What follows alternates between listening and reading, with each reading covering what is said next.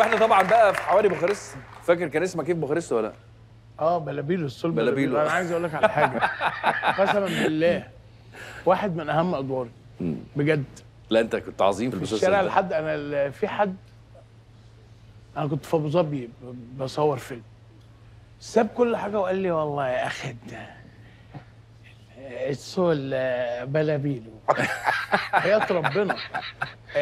انا في رمضان السنه دي كان خلاص انتشار النار في ايه ده؟ شفت الصوره دي؟ ده كان ده اللي طلع علينا فجأة ده. أيوة. عرفت بقى ان انت حلويت؟ ايه؟ شفت بقى ان انت حلويت؟ ايوه ايوه. لا هنا حلويت. حبيبي يا حبيبي يا حبيبي انا عجبني رياكشنه. قال لي ايه ده؟ ايوه انت اتخضيت. ايه ده؟ الله يكون في عون الناس. لا أحمد، انت ظابط الصوره شويه. لا فتحي من الناس طبعا حبيبي اللي بحبها كان من أحلى وحبيت اشتغلت الحاجات معاه، واتمنى بوخارست. طبعا نرجع نعمل حاجه تاني إن مع شاء بعض الله بإذن كلنا الله. ونتجمع طبعاً. تاني كده ونعمل حاجه كبيره. من احلى الحاجات، عارف يا محمود، امير من الممثلين المريح في الشغل. نعم.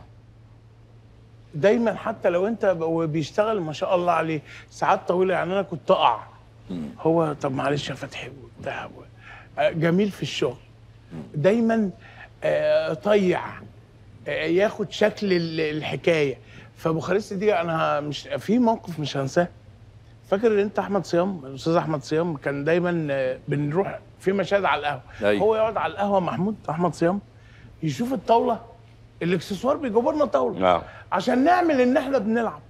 هو لا، هو عايز يا يلعب. فتحي ايوه يا عم احمد العب، احنا ويتعصب. بنمثل. العب بس ويكمل الدور. ويكمل الدور. فانا في مشهد داخل فيه البوكس وهو قاعد مع حد ومع سيفه وبيلعب. فانا خلصنا المشهد، رحت بصيت له كده قلت له انت بتلعب الكمبيوتر ولا ايه؟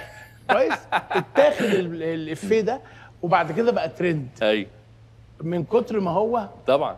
هو كان قاعد على الترابيزه احمد صيام. ايوه قاعد بيلعب طاوله. هو تقمص قوي انه أيوة. بيلعب هو بيحب بيلعب دوره في المشهد، فبيلعب في المشهد طاوله الدور. لوحده. اوكي.